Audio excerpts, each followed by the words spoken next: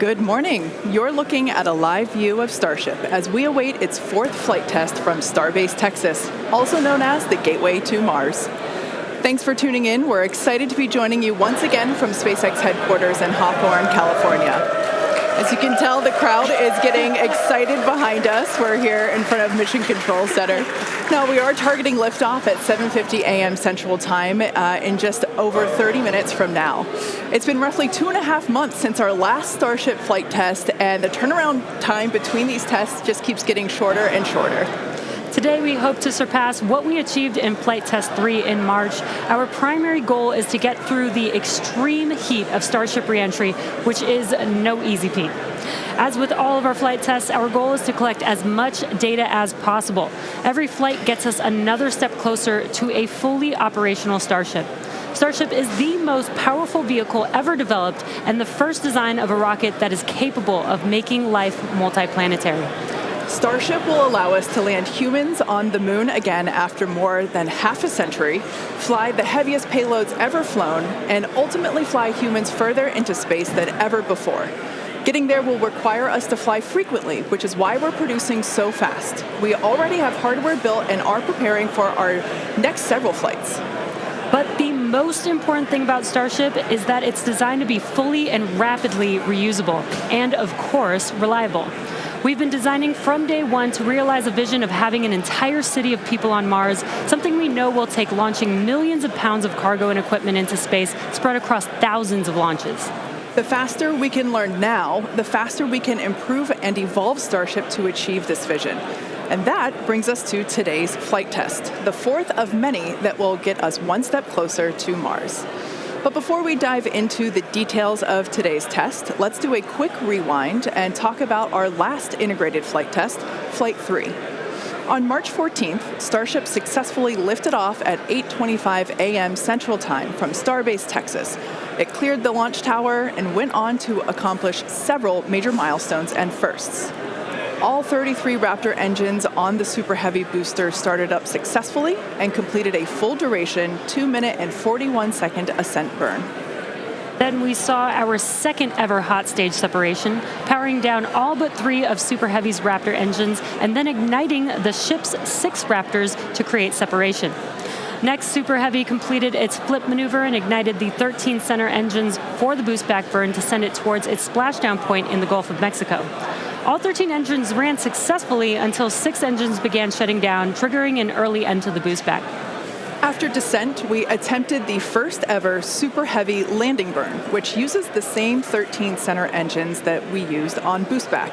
Since 6 of those experienced the early shutdown in the boost back burn, we attempted the landing burn with the remaining 7 Raptors, and 2 of those 7 reached main stage ignition. In the end, contact was lost with the booster at approximately 462 meters in altitude over the Gulf of Mexico, just under 7 minutes into the mission. Post-flight data reviews showed that the early boost back burn shutoff was most likely caused by filter blockage where oxygen is supplied to the engines. We saw a similar issue on Flight 2 and had added hardware to mitigate it, which worked to get us to our first ever landing burn attempt. Now, for today's flight, we upgraded those filters further and made some additional hardware and software changes to increase our chances of igniting all 13 engines for the landing burn. Now, turning back to the Flight 3 ship, we saw all 6 Raptor engines start successfully and powered the vehicle to space, marking the first time we completed its full ascent burn. While coasting, we completed some additional objectives, including the opening and closing of the payload door. We also transferred propellant between tanks inside the ship, which is a key test as we prepare for full ship-to-ship prop transfers in the future. Once we were into our coast, though, the ship gradually lost the ability to control its attitude or orientation, which is done with smaller thrusters around the spacecraft. As a result, the vehicle experienced some unplanned rolling. It still flew on the planned trajectory, but losing attitude control triggered the flight computer to skip a planned relight of a single Raptor engine while on orbit.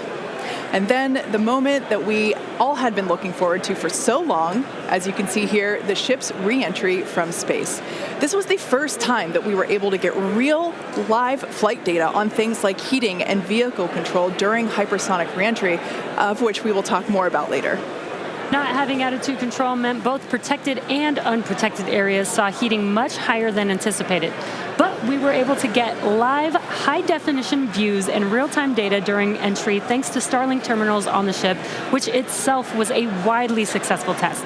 This gave us confidence that we'll continue to get unparalleled insight into the ship's re-entry in order to rapidly improve.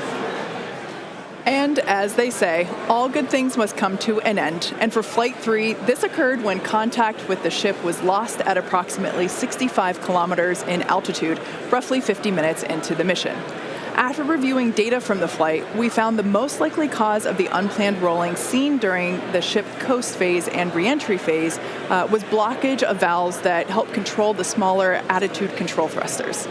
We upgraded these to make them more resilient and added some additional thrusters for redundancy. Overall, we learned a tremendous amount from that last flight, and capping it off with those re-entry views was truly an exciting end to the mission. Incredible.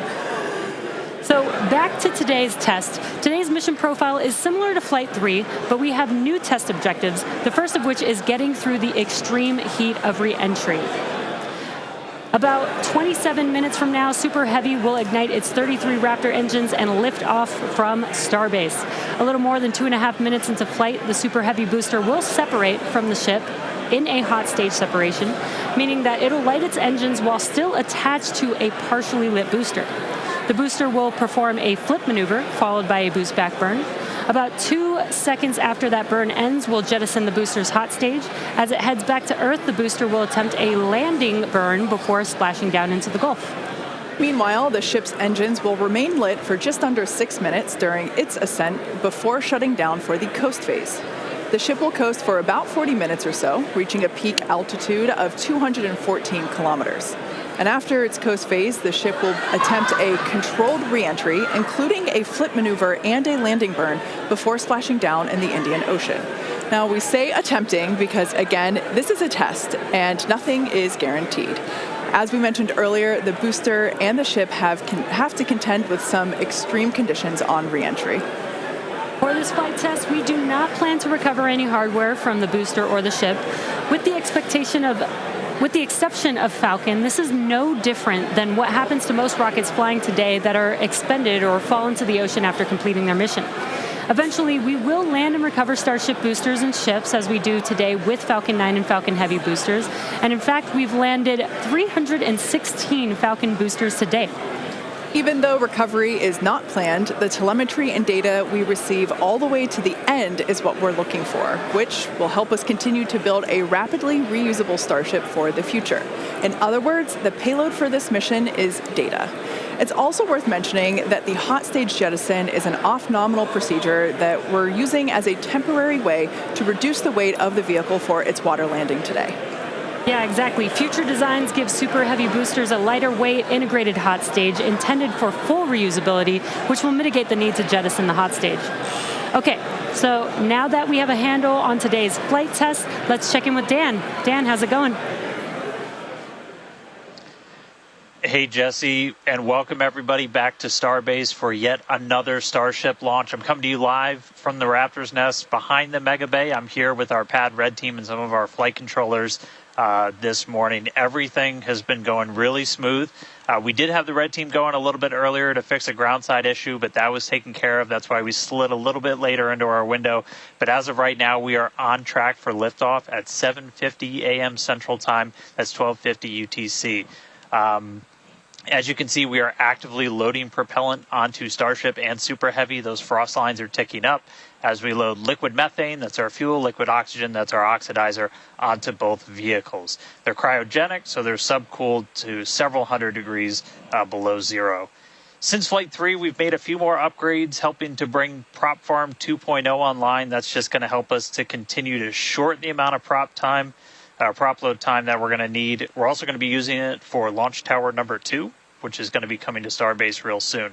The faster we go, the less prop we're going to lose to boil off, and the better we can ensure things like temperatures are in the right range for Raptor startup. Now, those first two flights took about 90 minutes to load prop on board. That third, we knocked it all the way down to just 51 minutes.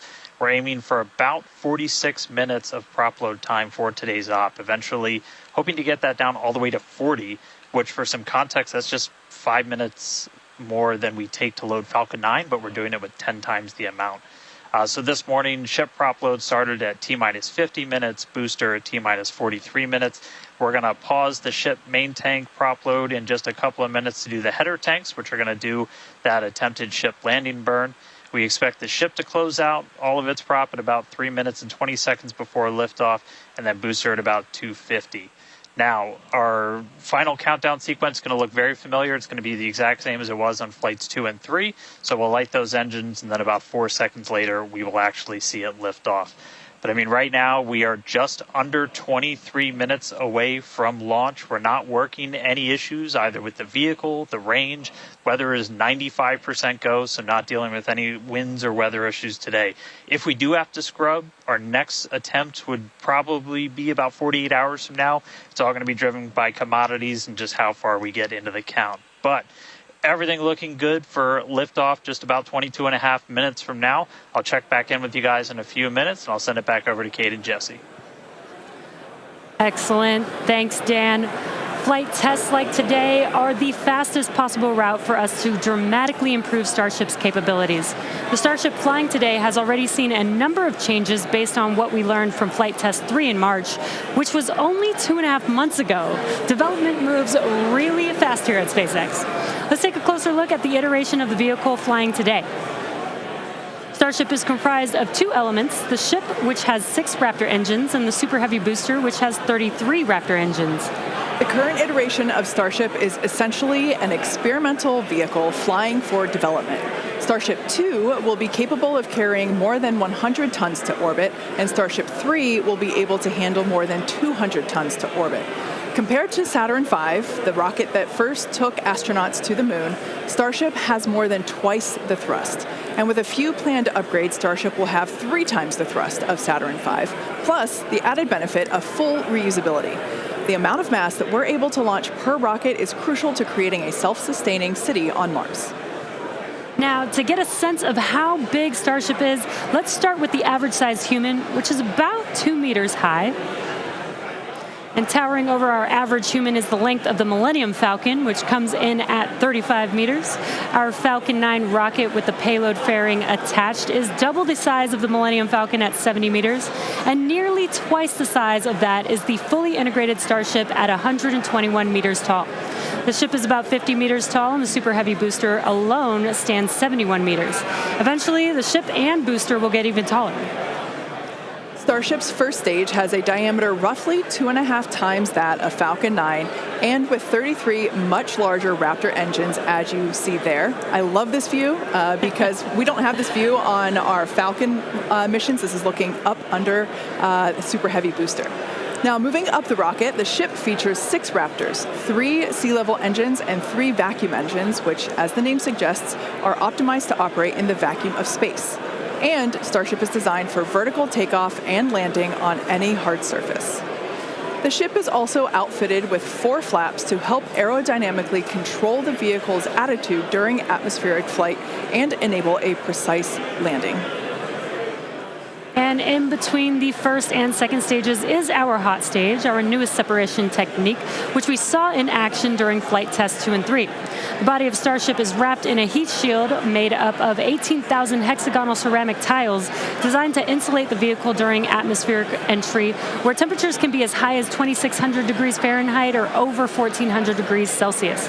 Speaking of those heat shield tiles, re-entry was a pretty exciting first for our team, and Starlink allowed us to gather critical data about this stage of flight. Reusability significantly reduces the cost of space travel, and it's the key to making humans a multi-planet species. Starship is designed for rapid reusability, which means the booster and the ship need to re-enter Earth's atmosphere and land back precisely at the launch site. With each flight test, we gather more and more data to help hone Starship's re-entry capabilities. The more information we have from each flight, the quicker Starship development can proceed. One way to gather more information is to improve communication throughout the flight, including re-entry, where historically there has been a communications blackout. To do this, we equipped Starship with Starlink terminals to expand its communication capabilities.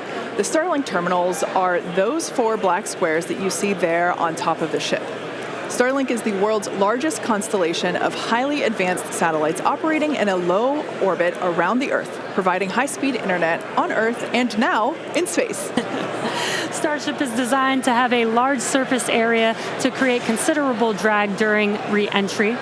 Traveling at about 27,000 kilometers per hour, or almost 17,000 miles per hour, Starship compresses the air in front of it, causing the temperature of the air to rise and ionize, turning it into plasma.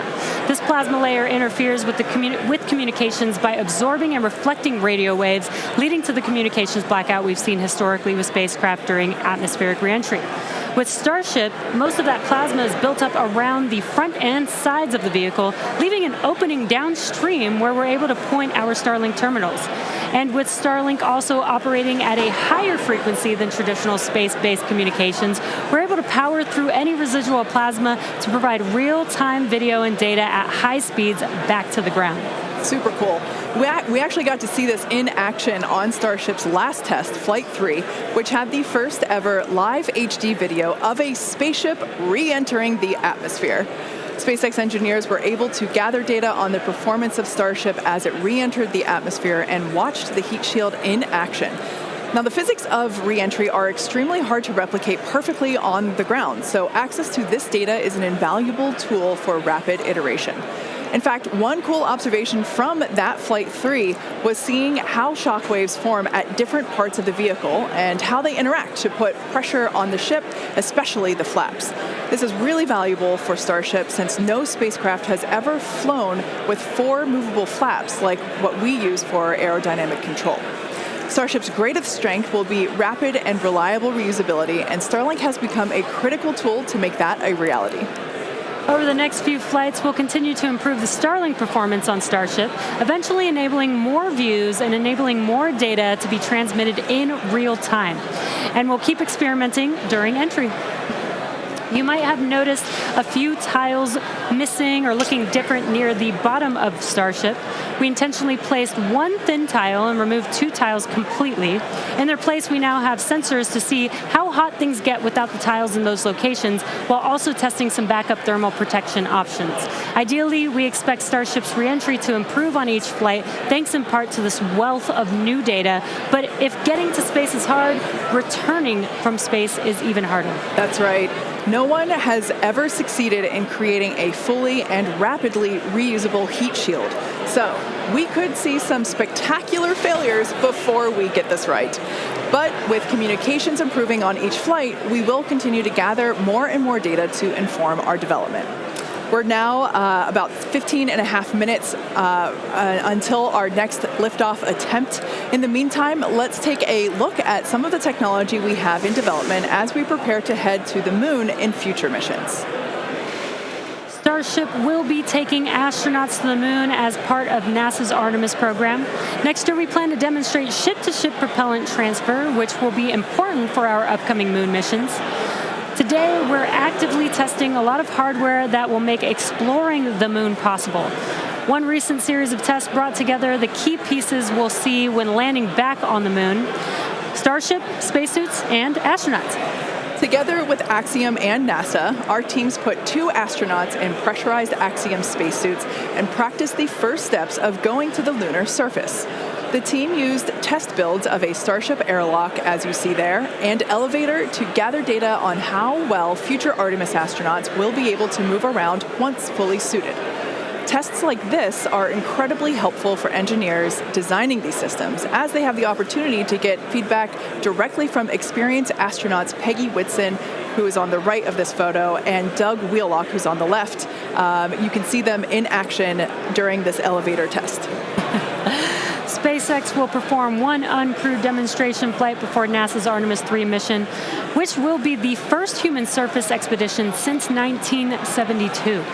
After those first expeditions, we'll be ready to fly more people along with everything it takes to build a moon base. In many ways, Artemis feels like an extension of the human spaceflight work SpaceX and NASA have been partnering on for some time now.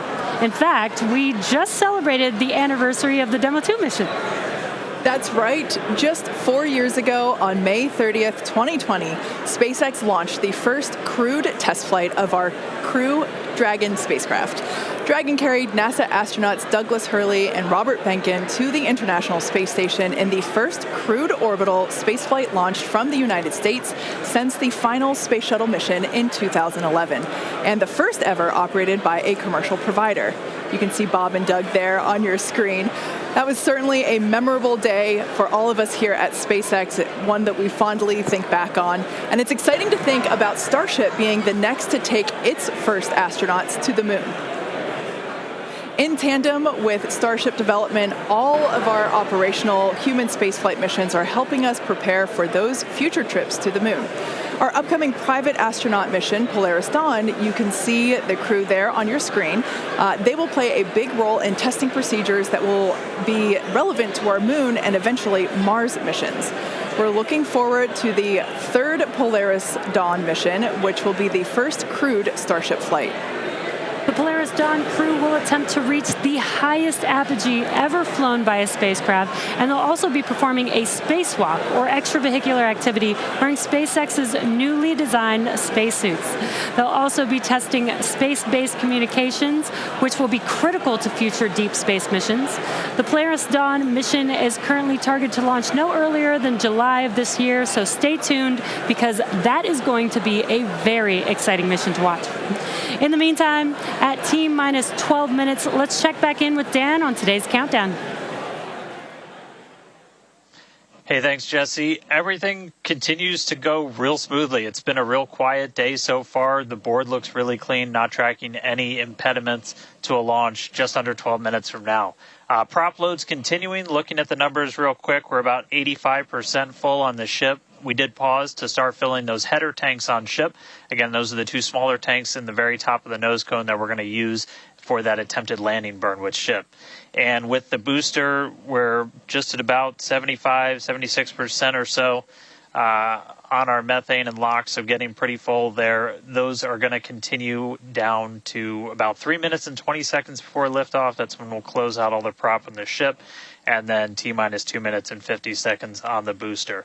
A lot of work also going on in the background. Our range safety teams working to make sure the area, not just around the pad, but in the sea space out in the Gulf, and also in the anticipated entry point in the Indian Ocean are clear. We're not tracking any blockers, any boats, anything like that in the zone right now, but their work literally continues right up until those last couple of minutes. So they're working pretty hard to make sure everything stays clear. But right now the range is green. I already talked about it in the beginning. It looks a little bit cloudy, but weather not a concern today. Really light winds. We only had about a 5% chance of violation when we started this morning, and that's held. So everything continuing to look really good for launch so far. The pad itself is getting ready. Reminder that we're going to light those engines about 4 minutes before it actually takes off. So you'll see them start. The 33 engines on Super Heavy start to light prior to that T0. And then about 2 seconds after, we'll start to see first motion. But everything looking great. Just coming up on 10 minutes until launch. Getting excited down here. Ready to feel the rumble. I'll send it back to you guys over in Hawthorne. Thanks, Dan. Teams are also getting excited here at SpaceX headquarters in Hawthorne, California. There is a pretty large crowd now gathering outside of Mission Control, located just behind Jesse and I. Now, actually, you can see it there on your screen. There they are.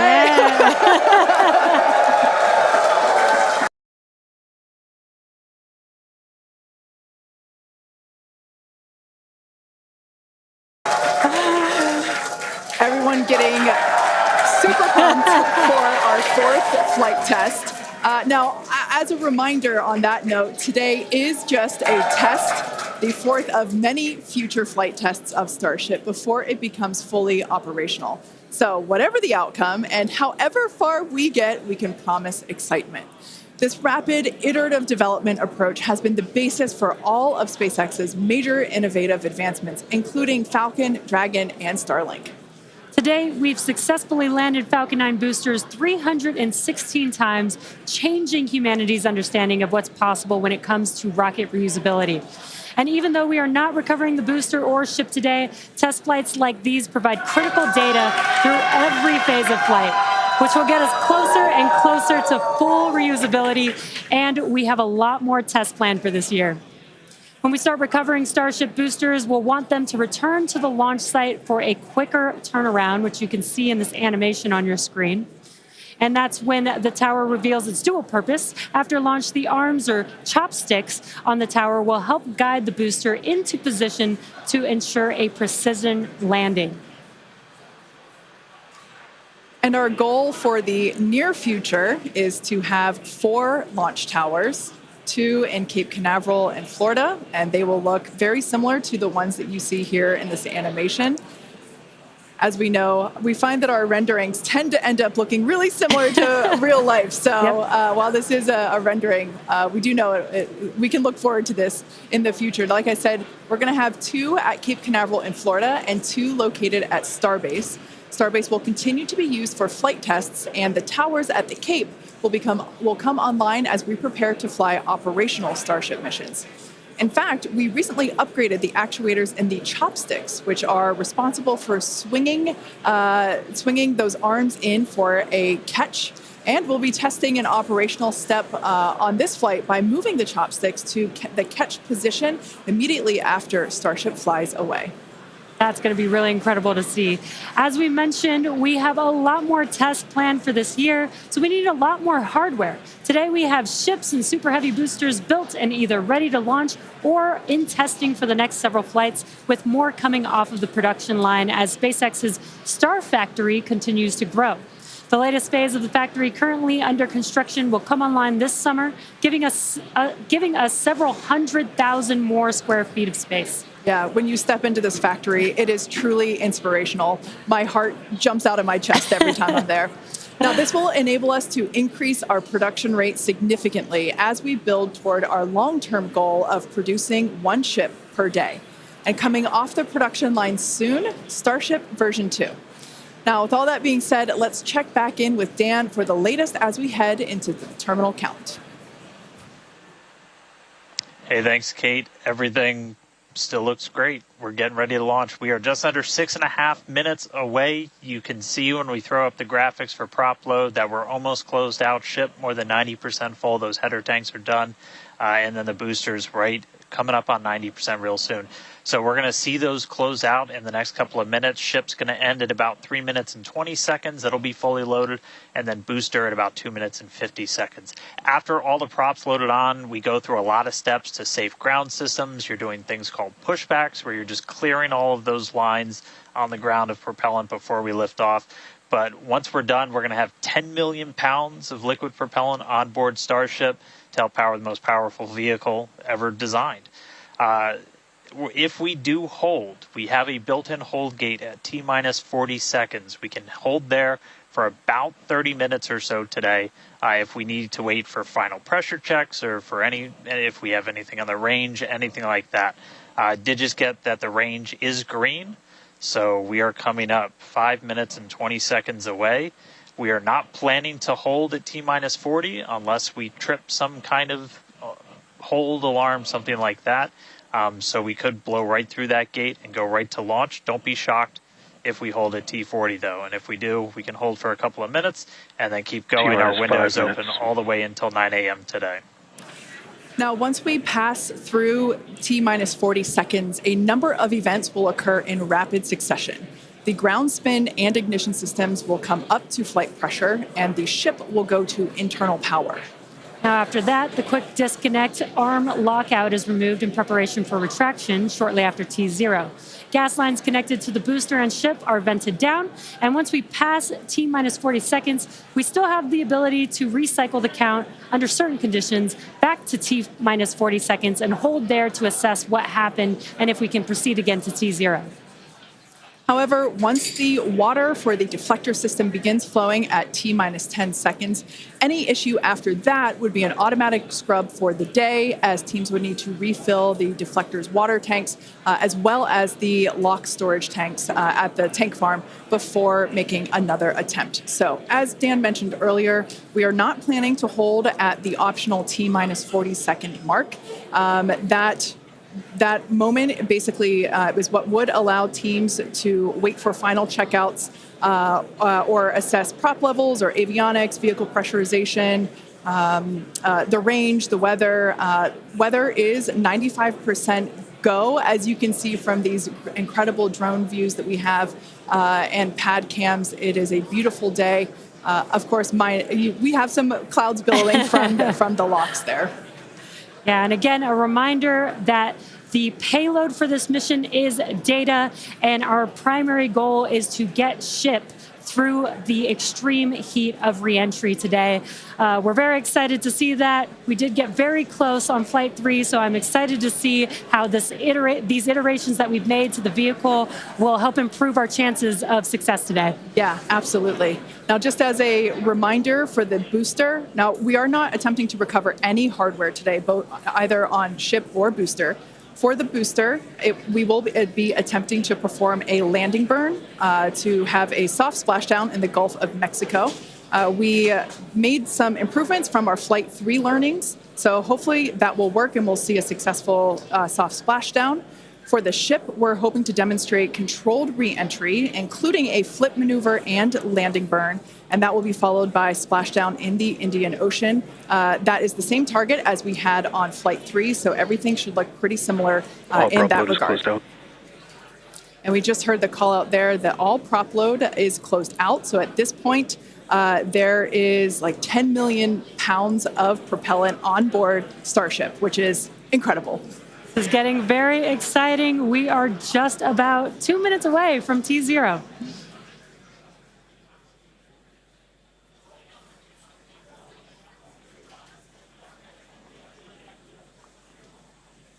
And as Jesse just said, we are under 2 minutes away. So prop load is complete. All the fill drain lines into ship and booster have closed. Right now we're doing the pushback, so clearing out all those ground lines of propellant. And that'll be completed over the next couple of seconds. We're coming up on that T-minus 40 mark. Again, not planning to hold. If we do, or if we get a hold after we pass it, we can snap back to that T-minus 40, and then we can stay there for about 30 minutes or so if any other issues crop up. Once we pass T-minus 40, a lot of things happen, both on the vehicle and the ground. It's running a lot of its own self-checkouts, venting different tanks and pressure lines throughout the vehicle. We essentially built that 40 seconds as that's about how much time it takes for the vehicle to take all of those actions, which is why we hold there.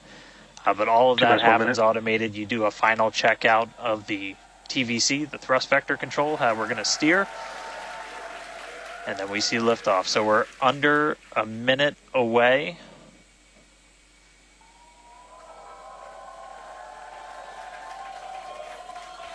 "45 seconds and counting. Good event, game met. All right, now as we close in, we are past the 40-second mark. So let's listen in. Flight Director Ty Huntington's going to take us through one more time for a Starship liftoff.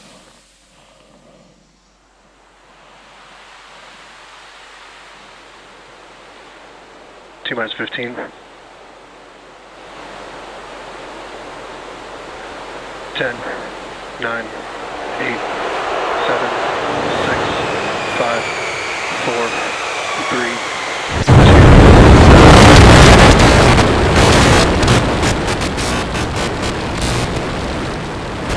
We have liftoff.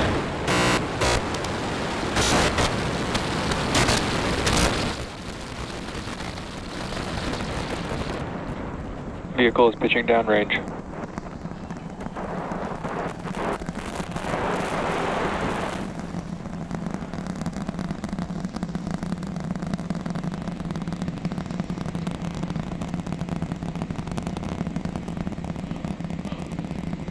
All right, 30 seconds into flight. The rumbles are still building here in the Raptor's nest.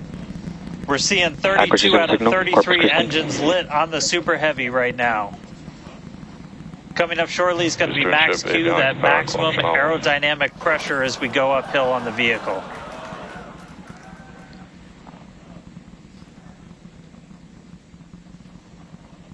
Max Q. All right, we just passed through max Q, so we're going to continue on up. We still have about a minute and 30 seconds until we get to stage separation. Starship now flying faster than the speed of sound.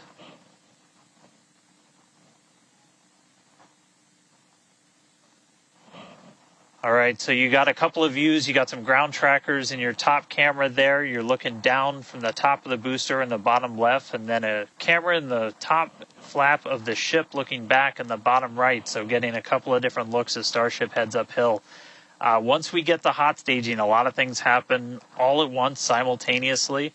We're going to light the engines on the ship, starting with the RVACs first, and then the 3 center sea level engines before we're separated. All of that exhaust gets plumed out the side of the hot stage, and then the ship will separate itself. All but the 3 center engines on the booster are going to shut down, so the booster never stops its thrust while we go through this hot stage maneuver. After that, the booster is going to do its flip, start heading back, and then the ship will be on its own power on its way to space. So that should be coming up in just about 30 seconds from now. As of right now, still looking in like 32 out of 33 Raptors lit on the booster. And we'll start to see those stagger down. They're going to turn off in banks, so you'll see the lights on the bottom left screen of the engines that are active start to turn off in different groups, and you'll see those 3 center ones lit. Booster engine cut off. Ship ignition. Stage separation confirmed. Boost back burn start up. Acquisition of Houston.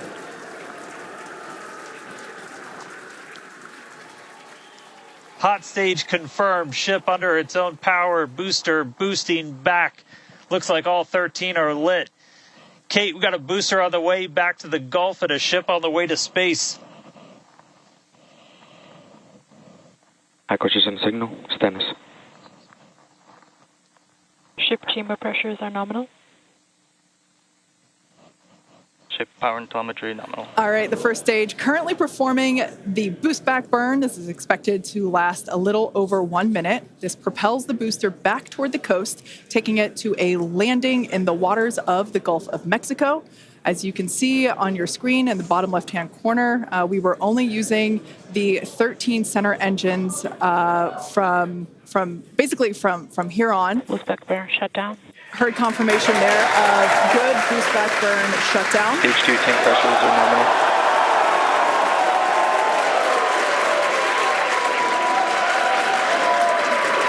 Lots of excitement. So right here, this is our view of the jettisoned hot stage. As we mentioned, this is a temporary fix to help reduce the weight of the booster. So we have the Super Heavy booster. Future iterations will have a lighter weight integrated hot stage structure that won't need to be jettisoned. Now, after we jettison that hot stage, the booster will begin to attempt its water landing in the Gulf. In the meantime, the ship will coast for about 40 minutes or so up to an altitude of 214 kilometers. And after its coast phase, it will attempt a controlled reentry, including a flip maneuver and a landing burn, just before splashing down in the Indian Ocean. But as a reminder, we are not attempting... Trajectory nominal. Good news there. Trajectory is looking good for the ship, which is on the right-hand side of your screen.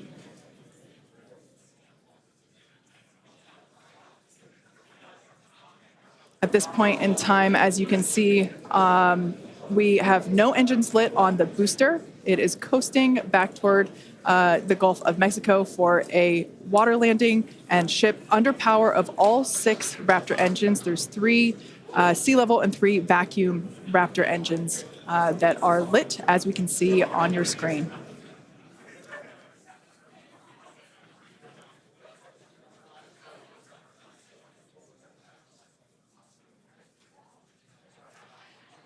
These views have been looking incredible. Super Heavy has been performing beautifully today. And you can hear the crowd is very excited about it. As a reminder for booster, the primary goal today is to do a landing burn and a splashdown in the water. And we are just about 30 seconds away from that landing burn expecting to begin. And an incredible view from the forward portion of the booster. This is basically on top of the Super Heavy booster where we have jettisoned that hot stage. So now we can see this incredible view of Earth as it's making its way back down to the Gulf of Mexico. Right now, the booster is using the 4 hypersonic grid fins to guide itself through atmospheric re-entry. And we are expecting that landing burn here.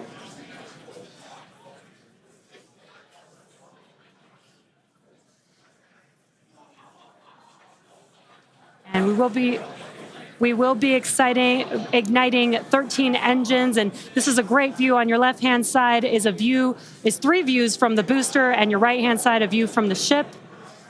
And you can see those grid fins on your left-hand screen rotating and turning to guide the booster, and there's that landing burn.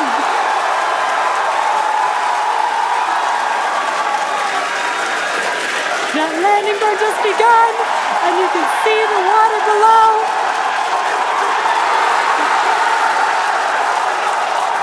And we have splashdown.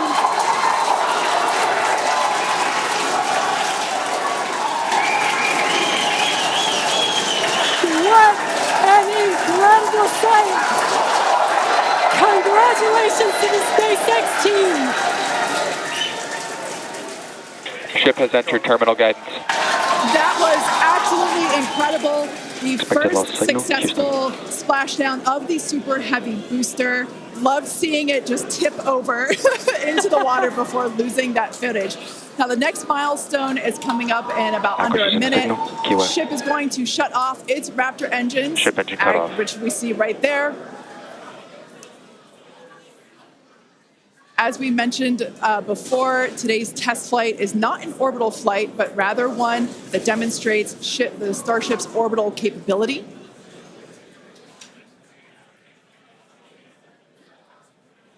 So right now, we are under power with just the 3 center Raptor engines. Expecting those, and just there we could see that those have also successfully cut off.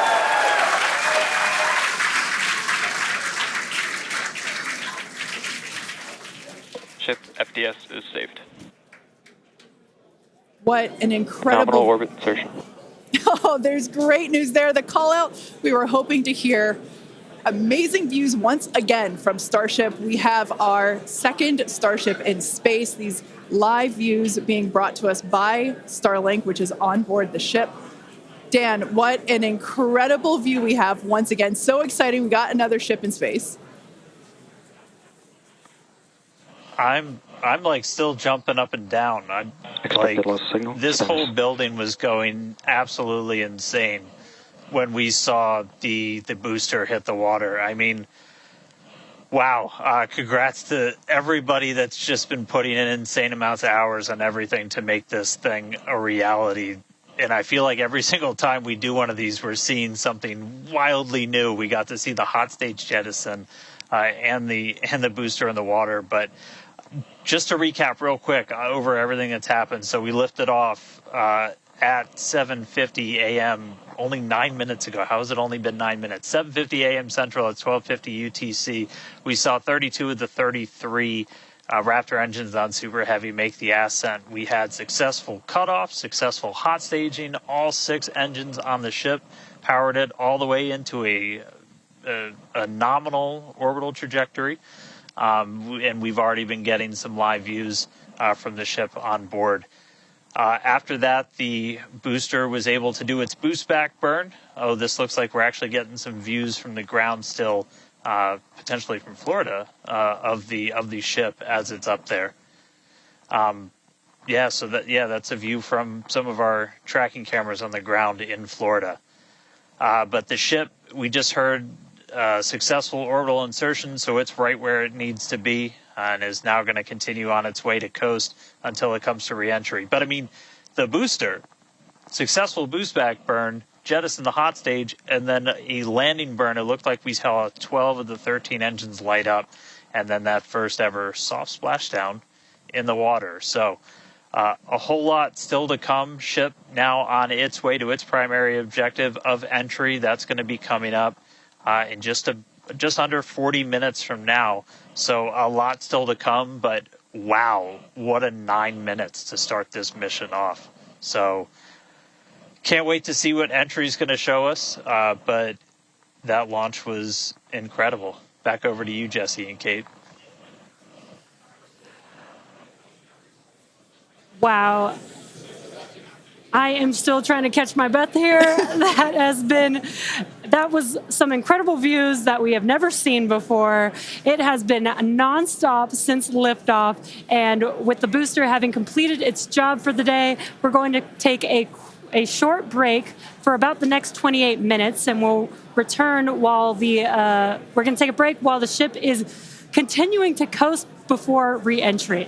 Exactly. As with Flight 3, Starlink may enable us to talk with the ship through re-entry with no communication blackout. We are still testing Starlink during this phase of flight, so of course nothing is certain.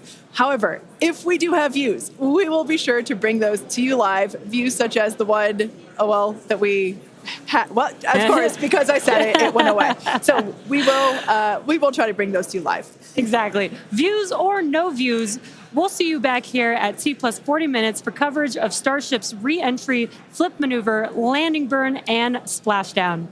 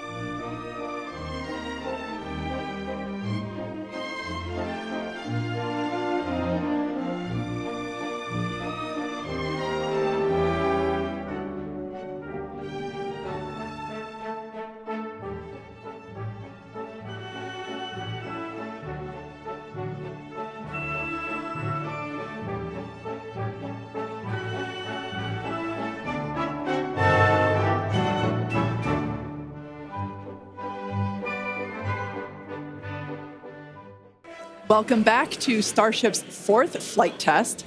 It has been an exciting day so far. We had an on-time liftoff of 7:50 a.m. Central Time, followed by successful hot staging, stage separation, jettisoning of the hot stage structure, an epic Super Heavy booster landing, water landing in the Gulf of Mexico, the first successful return of the Super Heavy booster. So that was incredible to see. And right now, the ship is in space. As you can see here by this view, we're looking at one of the flaps of Starship, one of 4. You can actually see a close-up side detail of some of those hexagonal heat shield tiles. Now, coming up around T plus 49 minutes, the ship will re-enter the Earth's atmosphere. As a reminder, the primary goal of today's flight test is for a ship to make it through the extreme heat of re-entry. This is typically a portion of flight where we don't have communications with the spacecraft because it's re-entering at or around orbital velocity, which is about 8 kilometers per second or roughly 5 miles per second. At those speeds, the spacecraft moving through the atmosphere results in friction and creates a plasma field around the vehicle. That blanket of plasma distorts, as you can see, that plasma blanket, which you can kind of see here, distorts communication frequencies, so we're left with a brief blackout in communication.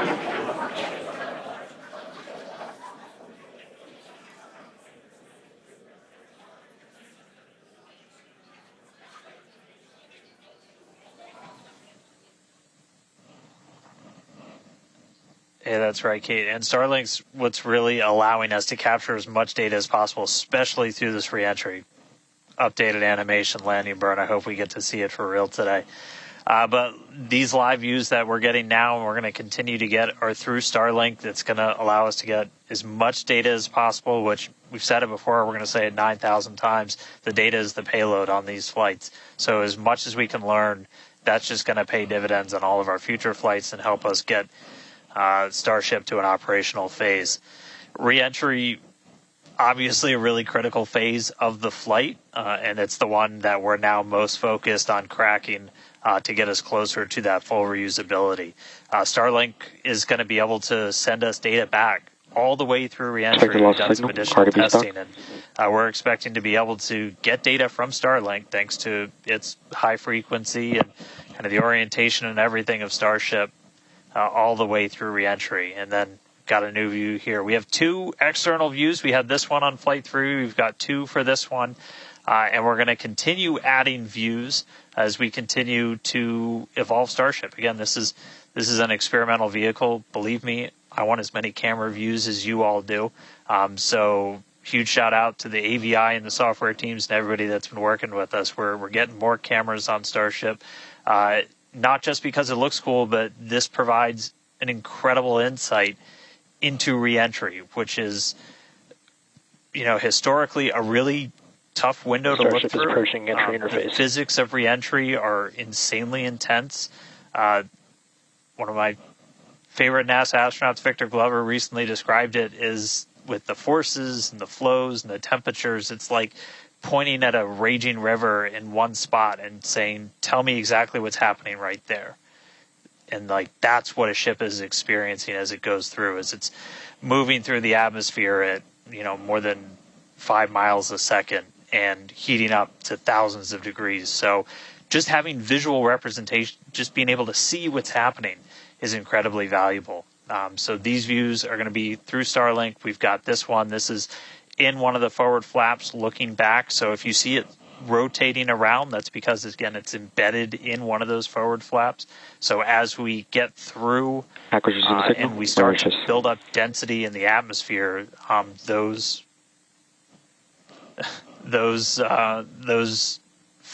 view is going to move around as the flap does. And then the other one we had a little bit earlier is looking at one of the other forward flaps on the other side. Eventually we're going to keep adding more cameras to Starship, get a couple of different views from the outside of all the different areas, and then also eventually to be able to see payloads once they're deployed. So a lot more exciting stuff coming up in the future. But right now we're getting closer to re-entry. Again, we're going to be moving at hypersonic speeds of more than 5 times the speed of sound. We're going to see that plasma start to build. So, Kate, Jesse, excitement coming up. Yeah, as you can see with that view on your screen, again, high def brought to us by Starlink. We can see the plasma beginning to build as the ship is getting closer to the Earth's atmosphere. Now, let's talk a little bit about how Starship will survive reentry, hopefully, and control itself. Exactly. We've been talking about this entire flight test. There's 18,000 hexagonal ceramic tiles surrounding the bottom portion or the Earth-facing side of the ship. Through 100 kilometers altitude, good altitude for entry. Great call-outs there. Now, during atmospheric reentry, the vehicle is going to see temperatures as high as 2,600 degrees Fahrenheit or over 1,400 degrees Celsius. So those tiles are there to help protect the vehicle from this extreme heat. Yeah, and the flaps will help control it. Now, one noticeable difference I see immediately, those flaps are not moving as much as they were on Flight 3. So that is a great sign, right? We had unplanned loss of roll control on Flight 3, so we added some additional thrusters, and we can see that they're working well, and we have a much more stable view. So those flaps, there's 4 of them, 2 at the top and 2 at the bottom. They're made out of stainless steel. And they help steer the ship, which, as we can see, the plasma continuing to build. Now, if the ship survives reentry, it will have to perform a flip maneuver as well as a landing burn. We saw this demonstrated in a couple of high-altitude flight tests back in like 2020, 2021. Similarly, temperatures increasing on the nose within expected ranges. Great news there. It sounds like the temperatures that we are getting during this point, which again, we usually don't get during spaceflight because of this plasma. We're getting this live. This is great news. So similarly to, for example, the serial number 10 test that we saw a couple years ago, we're hoping to duplicate that again today. Hopefully we will see it live. And basically the 3 center engines of the ship will reignite and gimbal or point to help flip the ship until those engines are pointing down so that it can land vertically using Raptor's thrust. And as you can see, even from the beginning of the program, we've designed Starship to land on Mars where there are no runways or other humans to help out. We also want rapid reusability, so we're doing... The vehicle is passing through 85 kilometers altitude. The flaps have control of the vehicle. Great news. Flaps have control of the vehicle. That's exactly what we want to hear for this flight test. Yeah. Again, we are going to be doing a propulsive landing instead of a more traditional means like parachutes. And we are expecting re-entry to begin here in just about a minute.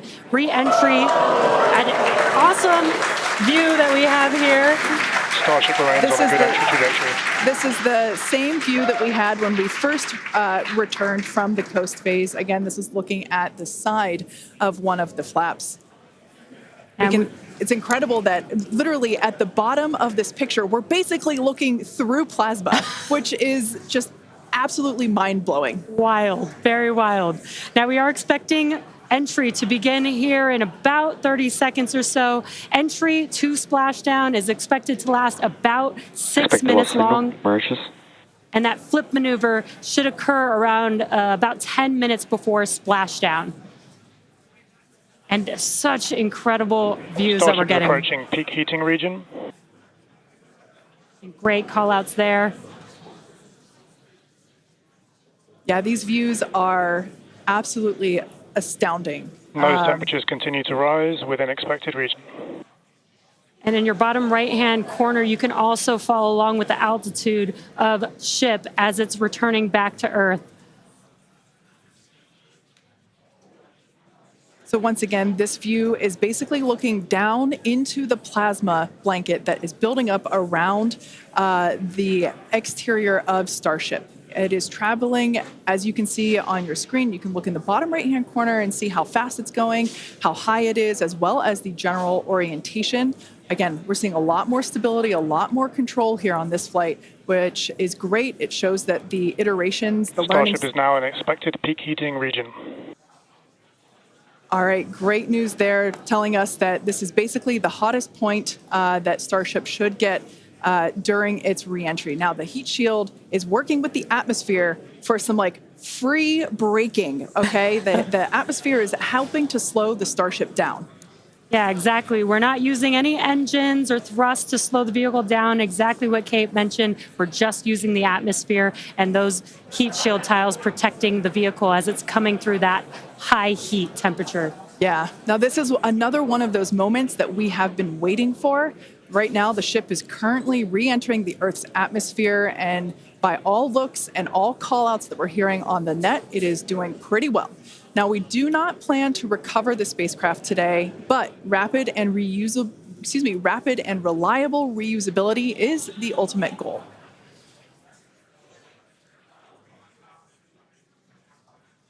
And just pausing to just take in this incredible new and different view that we're seeing.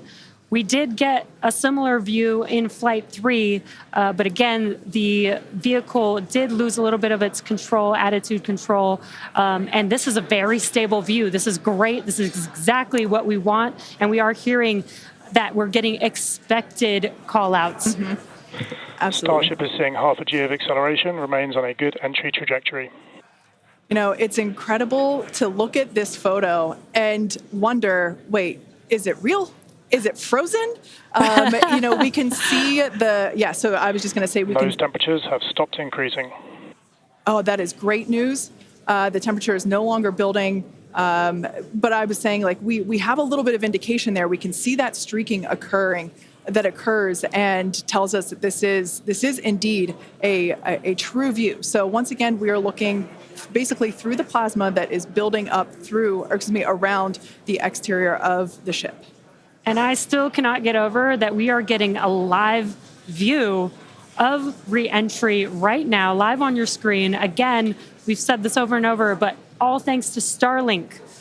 We are able to use Starlink in space, which we're getting this incredible data. And not only just the data from the sensors, but getting live imagery of what is actually happening, which is great, which we've never been able to do live before. Right. Now, just a quick future outlook here. So in about, at T plus about 1 hour and 2 minutes, we should hear a call out for entry transonic. That means that the ship is going near the speed of sound. And then about a minute after that, we'll hear another call out saying entry subsonic, meaning that the ship is going below the speed of sound. So these are all continued indications that the atmosphere, right, as the ship comes back down, it is getting through the more dense part of the atmosphere, and that atmosphere is helping to push against the vehicle, and those heat shields are protecting the vehicle during this high heat period.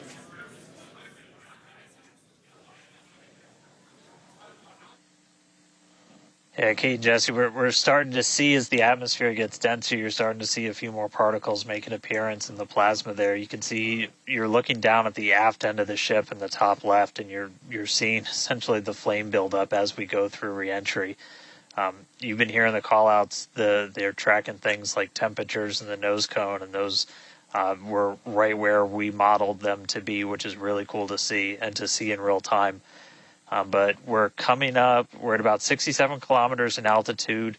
Our last signal with the ship on Flight 3 was at 65, so we should be making it past that point shortly. Obviously, as you guys pointed out, we're in a much better control this time as we re-entered in the right attitude, and our flaps have been steering the way so far. Once we get through transonic, that's when you've got essentially Raptor landing bird.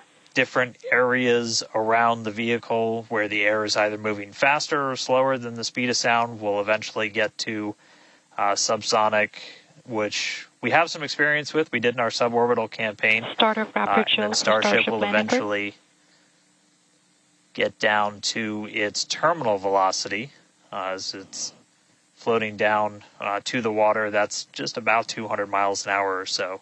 We are hearing that we're starting to chill some of the engines as we are, if we make it all the way down to the water, still going to attempt a landing burn, but still a ways to go. We're at about 64 kilometers in altitude right now. We made it through what's expected to be the peak heating, but now we're going to start encountering increased pressures as the atmosphere gets thicker and thicker.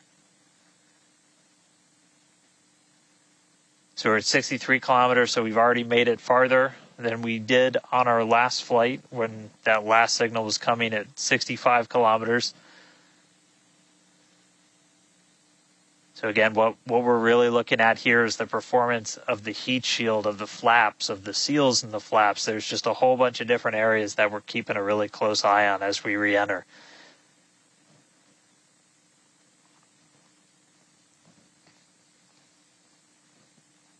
Starship remains on a good entry trajectory. And looking like we're still on a good trajectory. If you're seeing little camera moves, that's the flap moving as it continues to maintain the attitude of the vehicle as it re-enters. And I mean, not just camera views, but we've got sensors inside the ship. We've got those sensors down at the very aft end of the vehicle where we pointed out we had some intentionally missing tiles, where we've got some sensors looking at just how hot it's getting around there. We intentionally put those in essentially the least critical part of the heat shield, where if you had any kind of a breach, it wouldn't be great for reusability, but wouldn't be critical for actual making it through the re-entry into the landing.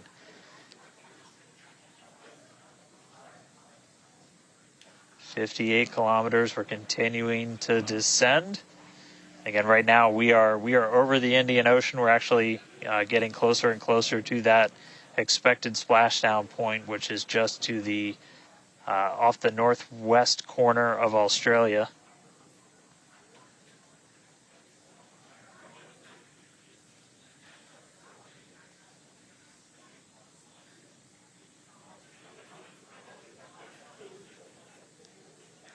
And if you keep an eye on our speed, the speed is dropping. We're hitting the thicker part of the atmosphere now. The speed's going to start dropping precipitously. We're going to start getting to transonic pretty soon, and then after that we'll get into subsonic, where we're moving less than the speed of sound. But wow, what a light show so far!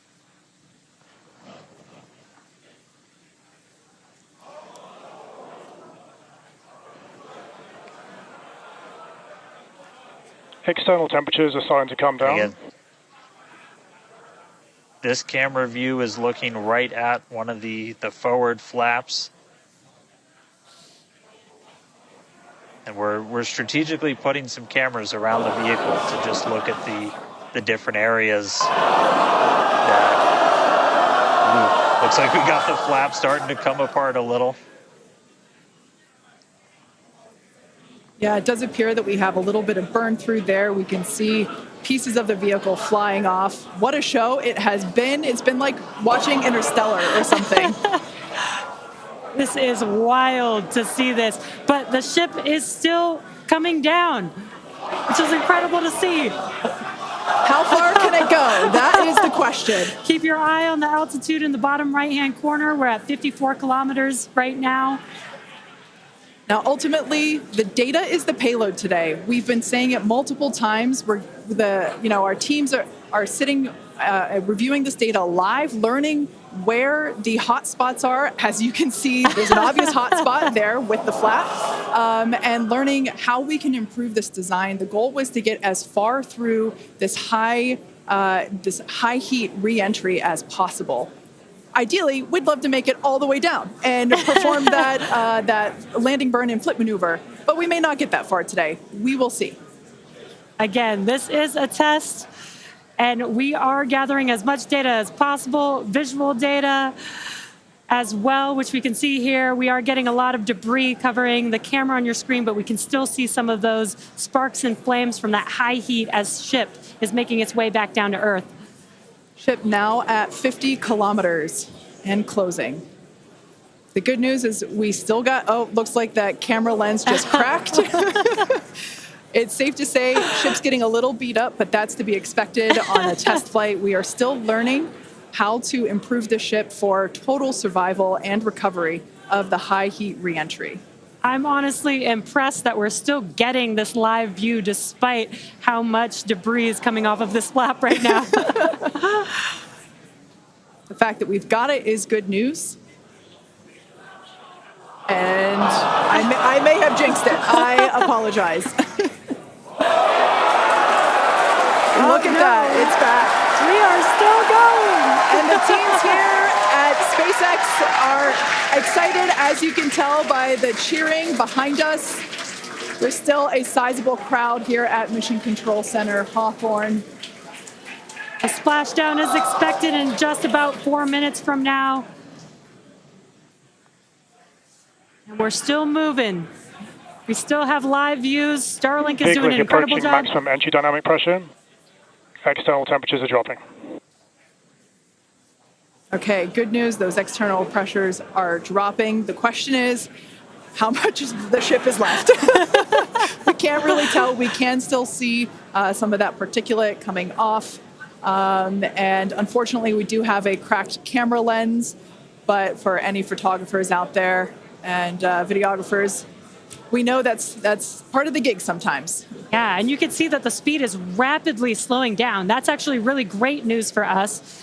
We want the vehicle to be slowing down before it splashes down into the ocean. That'll help set us up for that flip maneuver, engines first down into the water.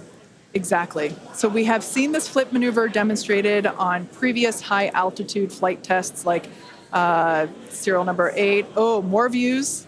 Or excuse, I should say, more light coming through the view that we have through that cracked and dirtied lens there. But yeah, so we're hoping that this flip maneuver, that we can pull it off as soon as we get those views back. If we can get them, if the ship is still around, we will bring it back to you. Vehicle has passed maximum dynamic pressure. That is great news. Maximum dynamic pressure being the moment in which the vehicle experiences the greatest amount of aerodynamic pressure. Speed still dropping. We're now at 37 kilometers above the ocean. Just like Flight 3, we are targeting a splashdown in the water in the Indian Ocean. And we don't have a live view right now, but because we're still getting data and telemetry, that does tell us that ship is still doing okay, at least. And there we got that live view back. The crowd very excited to see that view, despite not being able to see very much. The fact that it's there tells us the ship is still alive. Yes, and collecting data, continuing to collect data as we get closer and closer to Earth. Yes, now 30 kilometers, now 29 above the Indian Starship is Ocean. at 30 kilometers altitude, Mach 2. Sounds like the vehicle's traveling, as we just heard, Mach 2, which is, looks like we might, I thought maybe it might clear up. It is a little bit, now at T plus 1 hour, 3 minutes and 13 seconds into Starship Flight 4, hoping that the ship can hang on. It's probably potentially hanging on by a couple of bolts and threads, but it's still going, and that is excellent news. That deceleration is looking incredible. We're about to go under 1,000 kilometers per hour. Yeah. Starship is at 20 kilometers altitude. Now, keep in mind that even though we can't see anything, the data itself is what we really are. Starship is subsonic. Subsonic, they're telling us it's traveling below the speed of sound.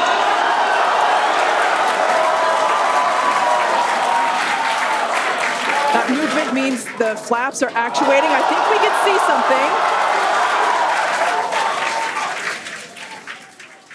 something. This is a nail biter. But we are, unfortunately, we can't see through the lens, but we're still getting the feed. Starship is now 11 kilometers over the ocean. All this data is incredibly important, even if, it breaks up right now. Okay, we can see that flap actuating through the glass. Starship is passing through 10 kilometers altitude. Okay, the next milestone will be initiation of the flip maneuver and landing burn. Keep an eye on the bottom right corner of your screen for those 3 center engines to relight. They will gimbal or angle so that the ship flips itself back up vertical and hopefully lands in a vertical position. And the crowd is very excited to get this view of that flap still Starship maneuvering. is passing through 5 kilometers altitude.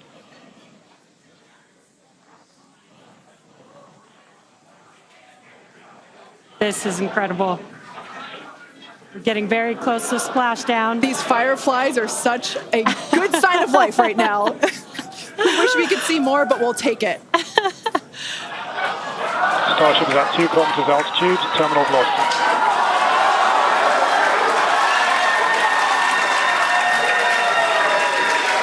Landing burn startup for Starship. All right, good news there.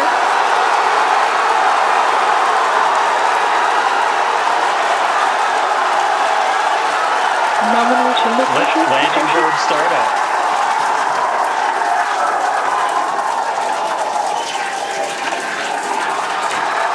Starship is in landing burn. Landing burn shutdown.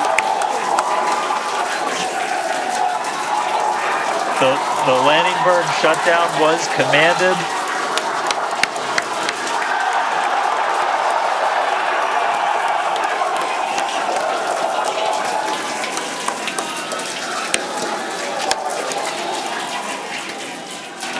Wow. I mean, it was a little bit of use your imagination as you were going down with what we could actually see, but we were able to hear the ship did its landing burn. It sounded Starship like we landing might burn have got shutdown. 2 engines. And there's the final call for landing burn shutdown, but we'll go back through all the data, but we did get confirmation that a landing burn took place. Starship made it through re-entry and did its first ever landing burn. From South Texas to the other side of the earth, Starship is in the water. What a day. What a day, guys. Yeah, that was absolutely incredible. We got views pretty much the whole way down.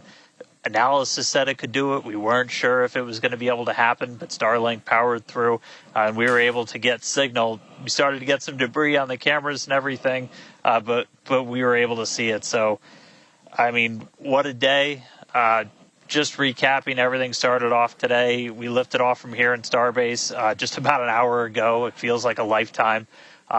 Successful super heavy ascent, boost back, and its own splashdown in the Gulf. Ship made it to space, kept its attitude. Successful re-entry through peak heating. We got to see it under flap control through the atmosphere, and we got call out of our first ever ship landing burn after a launch into space. So, just really incredible. So I'm going to take some time to collect myself, but wow, that was incredible. I can't wait for the next one. Over to you guys. It was so loud here. I haven't heard the crowd get that loud probably since liftoff of Flight 1, honestly. That was incredible. Congratulations to our teammates, to everyone who supported the Starship program. Thanks to all of our future customers for your support. And we'd also like to thank the people of Cameron County, Texas, as well as the Coast Guard, the Federal Aviation Administration, and the government of Mexico. And since Starship got a little bit toasty from that extreme heat of reentry, and we've got our very own Starship right here, let's have a toast of our own. I've been waiting all morning for this. Okay, may I? Light me up. Yeah. Just like Starship, I like this toasty. I'm keeping this. Now, we've got more Starship test flights coming to you soon. Be sure to follow the SpaceX account on X for more updates from today's test flight and future Starship tests. Thanks for watching, and we will see you next time.